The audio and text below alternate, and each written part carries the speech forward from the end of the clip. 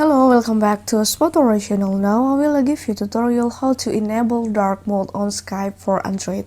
And for that, I wanna ask you, how are you guys? So you don't miss off our videos, don't forget to like, share, and subscribe to the channel. And let's go to the started. First, don't forget to tap for the Skype application, and don't forget to get for the latest version of the Skype. Tap on for the Skype. And after that, for the next step, you can go to the symbol in the upper for the bar here, and actually your symbol for your name.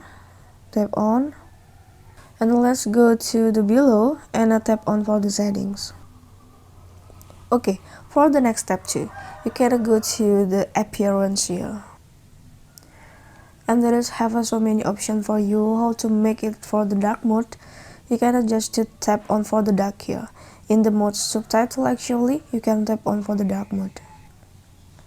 And now you can tap for the apply in the upper of the right corner, and your Skype application is have a black or dark for the mode. It's very simple way to do it, I think. I think is enough with how to enable dark mode on Skype for Android. I hope this video is useful for you. Enjoy for this video. Thank you for the attention. Have a nice day and bye.